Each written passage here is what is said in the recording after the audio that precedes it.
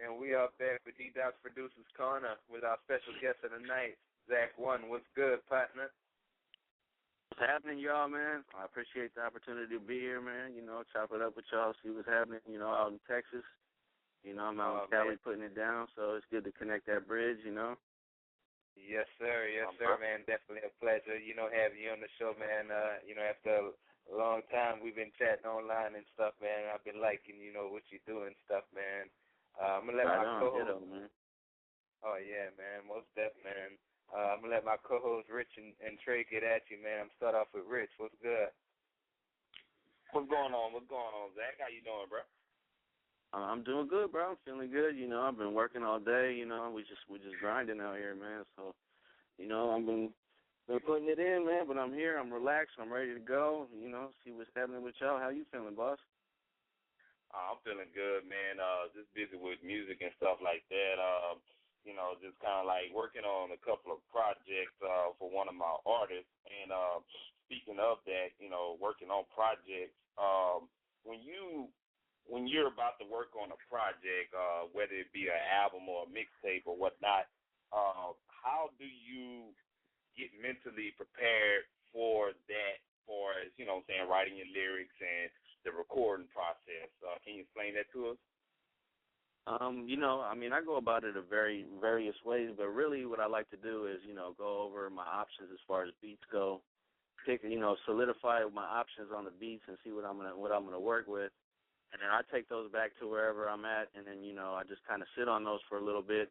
You know, I smoke a lot of weed, you know what I mean, so I sit back, smoke my tree, and let the beats play and just kind of vibe out, you know what I mean, and just whatever comes to mind. And usually, you know, it's kind of like the first thing that comes to mind is usually the hottest thing that happens to me. So I kind of just roll with whatever I'm feeling off the beat, you know, for my first time hearing it and whatever. So that's been my style lately. I changed up my style a lot though, just to keep it, you know, versatile. You know what I mean?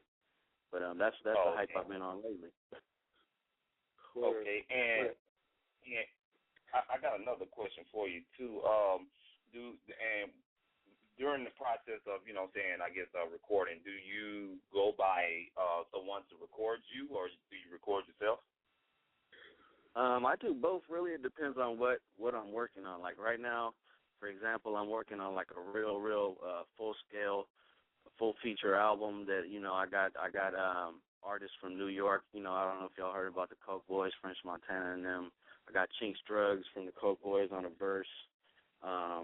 I got some other big features coming out on there, and so like I'm really trying to do that in my large scale studio because I'm actually a part owner of a company as well, the Core Studio, and we have studio, we do photography, film, all kinds of stuff, but we got a real nice studio, real professional setup, engineers that are in the game that, you know, have worked with hand in hand with radio out here in the Bay Area and whatnot and beyond, and you know, so we got a lot of hot talented artists and producers over there and engineers that record me for, you know, the real stuff. But I got a little setup at the house when I want to mess around too, and you know, I mean, I do so much music, man, that I just, you know, I take on projects. I'll take on a project with a certain producer or artist, and maybe they'll have a setup at their spot, and I'll go there, and maybe they'll record me. But I can record myself too. I got the stuff at the house to do that, and I like to work on a lot of mixtape things at the house, just to, you know, kind of free stuff, just to mess around when in between time when I'm, you know, not recording so serious and whatnot.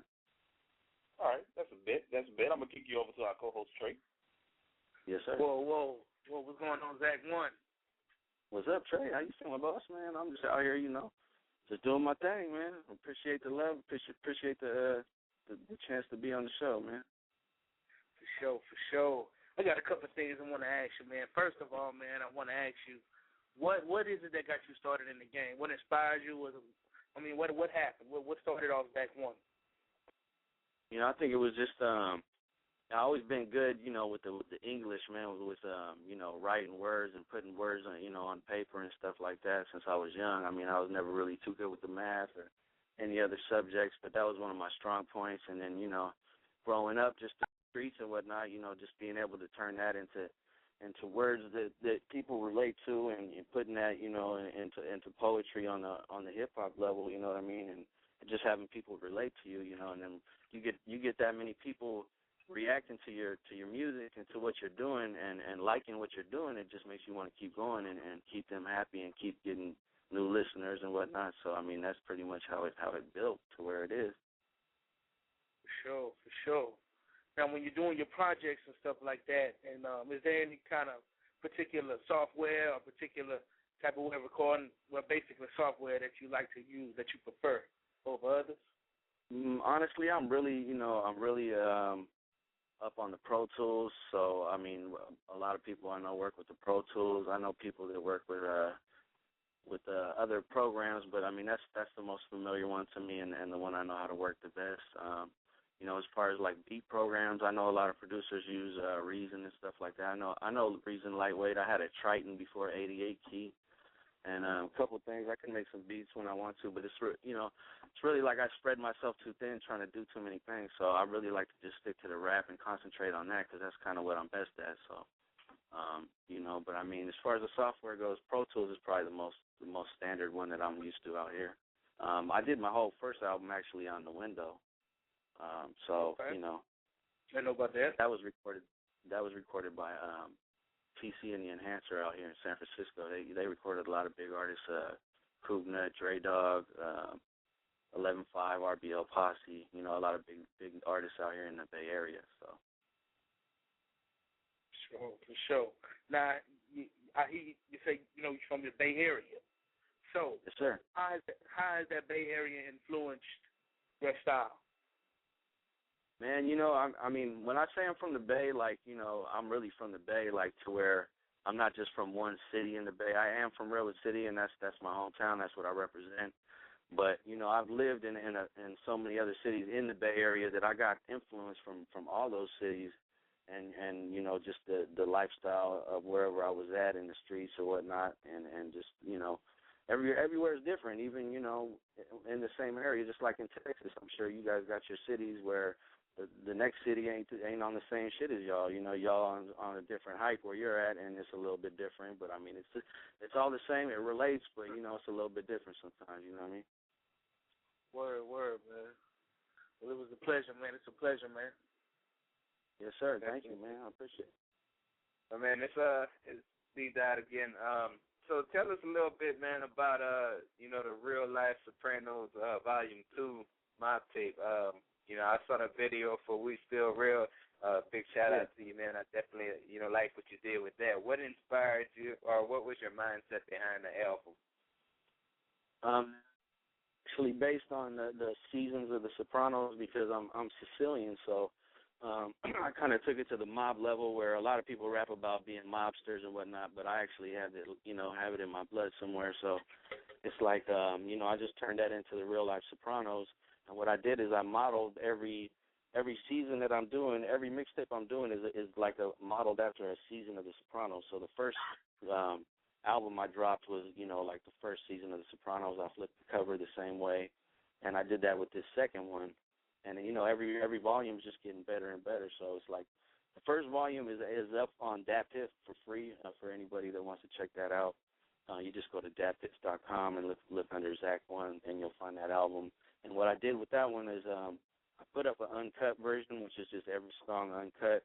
And then there's also another version, which is like a lot of the songs blended into each other, like mixtape style. And we used a lot of samples from The Sopranos Volume 1. So, it gave it that feel.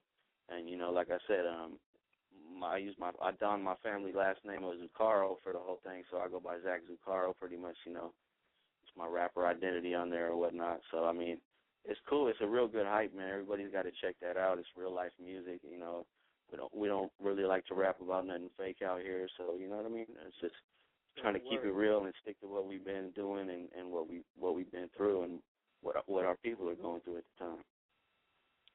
That's what's up. We about to get into this joint right quick, and we'll be back with some more of the interview with Zach1. We Still Real featuring M. Brando. And we are back. We just got through listening to We Still Real with Zach1 and M. Brando. Very hot joint, fam. Right on, sir. Hell yeah.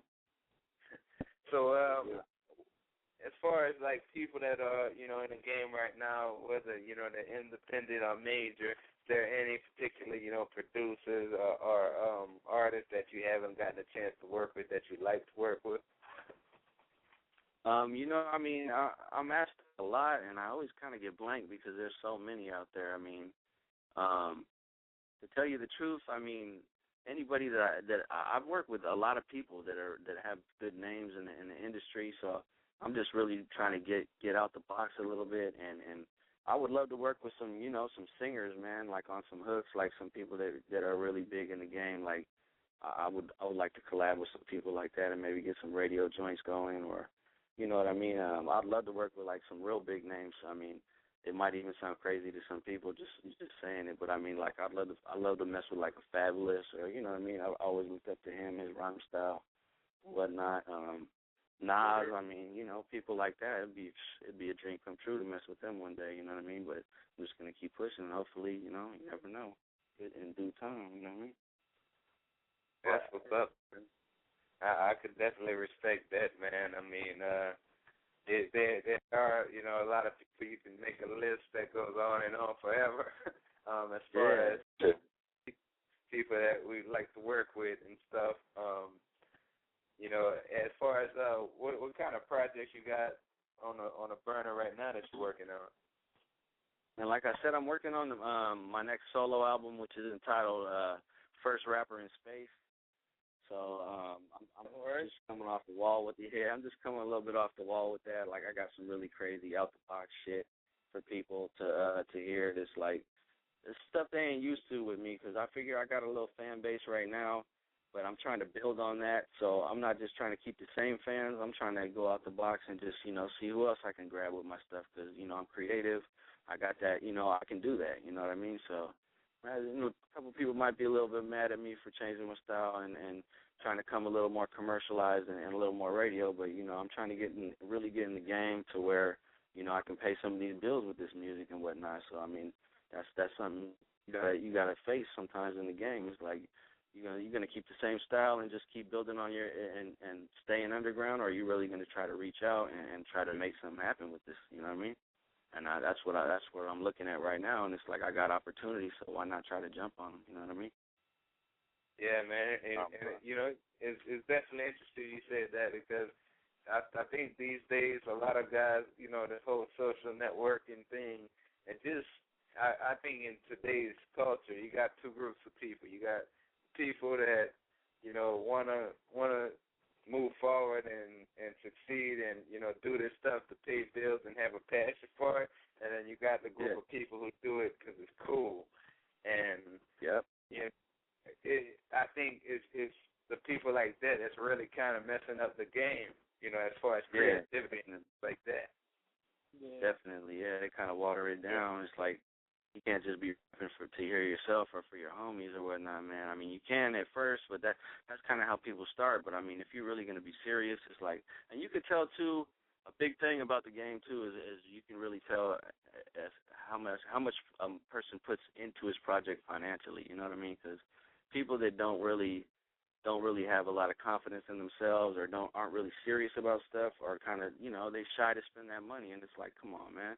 Like, you know, if you really want some quality, you really want something to be how you want it, then you got to put that money into it. You got to sacrifice. I mean, there's going to be nights you can't be with your family. You got to be out doing a show. You got to be doing, you know, I mean, it's a sacrifice, man. And I'm almost like really up to here with people that aren't on my level with that, because it's that you're absolutely right. It's polluting the game. It's congesting everything, and it's like, you know what I mean? Just get out the way, you know what I mean? That's my motto, man. Just move out my way. You know, if you ain't on my level, then you can't ride on the same airline. You know what I'm talking about? Yep. You know, once you get going, you kind of start to notice, and it's not to say that some of the people, you know, in life are bad people, but most of your circle ends up being, you know, other artists and other producers, and you know, that's why, you know, you kind of have that work ethic getting increased over time. Exactly, man. I agree. What kind of shout-outs, man, you got, you know, for all your fans and, you know, people out there? Man, I definitely got to give a big shout-out to my partner, JB the Original, man, from Lakeview. San Francisco, man. Recently underwent some bad luck, and he's still with us, and that's my partner. We riding for life, so he'll be back on the mic. Everybody that know about JB the original, man, best believe, man, my partner's gonna be back on the mic representing, doing his thing, man. I've been talking to him a lot lately, and I'm about to get with him on the Zach 1 JB Part 2, because everybody knows we dropped It's Nothing back in the day. That's available actually on that piff as well. I want to give a shout-out to my partner General Price out there in North Carolina. There's a couple of people I missed on the last show I did, and I wanted to give them a big shout-out. And I got to give a big shout-out to my New York connection, man, Joe Black Tears Entertainment out there, my boy Sun Rays out there, Joe Gianni, my partner Fresh 1204. I got a lot of people in the East Coast, man. I want to give, and then everybody here at home, man, in the Bay, everybody that's listening, everyone that's been supporting me, my family, my wife, Leah, my son Zach too, and everybody else, man. There's a big old list. I could be here forever, man, but those are some of the ones I had to get, that I missed in the last ones, like I said.